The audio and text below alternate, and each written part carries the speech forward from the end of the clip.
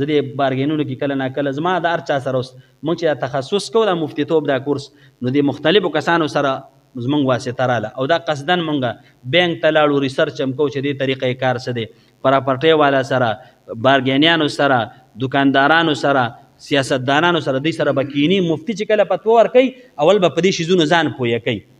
نو دې کسانو سره زموږ اوس هم کله ناکله دا بعضې ګاډې اخلو خرڅو نو یو ځل موږ یو ګاډي له لاړو یو دوه بارګینیان ملګري اوس ټیم دی 11 بجې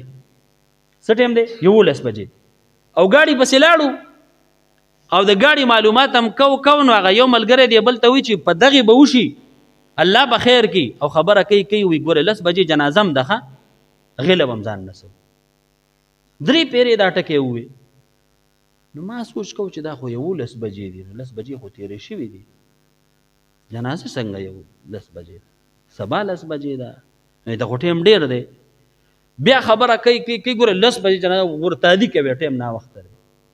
موږ خو پټکې په سر د خلکو دا خو د جهان ساده دی خلکو ته د مولیان طالبان قاریان او د امیرانو دا ډېر ساده ښکاري غریبانان وایي دا په هېڅ کې هم نه دي او زه دې علماو ته وایم چې لږ دې معاشرې ته راوځئ صرف په منبر کار نه کېږي زه په دې ځای کېنم دا کوئ او دا مه کوئ دا په دې کار نه کېږي ته لږ دې معاشرې ته راکوز شه ته دکانداري شروع کړه ته روزګار شروع کړه کاروبار شروع کړه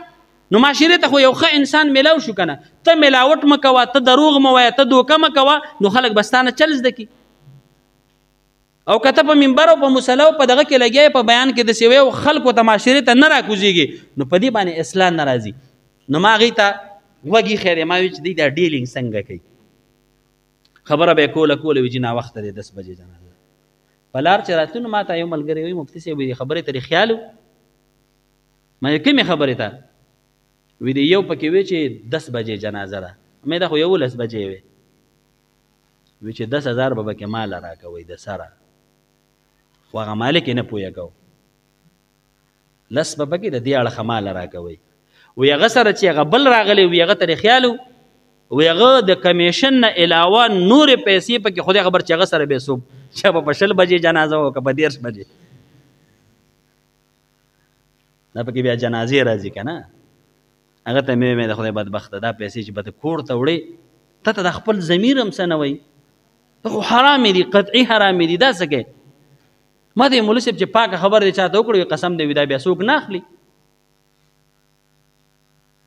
دا وایي په دې باندې بیا څوک دغه نه کوي ستا په خبره یقین نه کوي خامخا به دا طریقه کوي نو ما بیا ښکاره کمیشن ورته یادوه چې زموږ دونه پیسې دي دغه ده ګاډی دله ګورم یا ګاډی دنه خرڅومه خو دونه پیسې به ګورې زه ما 5,000 10,000 دا روا دي دا پټې پکې ولې ساتې وایي څه وکړو په دغه لږو باندې کار نه کېږي د لږې معمولي ګټې دپاره خپل حلال رزق موږ حرام کړو قرآن کې الله وایي یا ایها الذین آمنو ای مؤمنانو مؤمنان څوک دي موږ یو که نه چا چې په الله او پیغمبر او په قرآن او حدیث او په آخرت ایمان دی دا مؤمنان دي که نه دا خطاب او دا اعلان الله چا ته کوي مونږ ته کوي قیامت پورې ټول انسانیت ته الله دا وایي کلو من طیبات خورئ پاک څیزونه احل الله البیع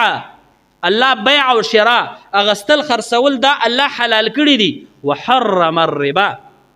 سود الله حرام کړي مړه چا بینک کې پیسې ایښي دي چا بانډونه شروع کړي دي څوک بیمې کوي او څوک دا مختلف قسمه دغه راوتي دي په دې باندې لګیا دي او دا غلط روزګار کوي او دا زما د بچو رزق دی بچو رزق مې دی حرام یې وله راوړی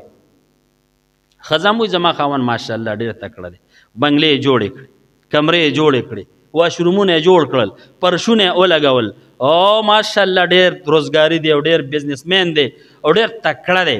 څوک نوکرۍ کوي لږ معمولي سیټ باندې دی نو هر چا نه رشوته دي خو به کوم دا کار به وشي خو صاحب به خوشحالول غواړي که نه صاحب به خوشحالول غواړي نو صاحب په څه خوشحالېږي یو لړم راکه دیو ته نومونه مې ښي شین لړم راکه او خړ لړم راکه او زیړ لړم راکه قسم په خدای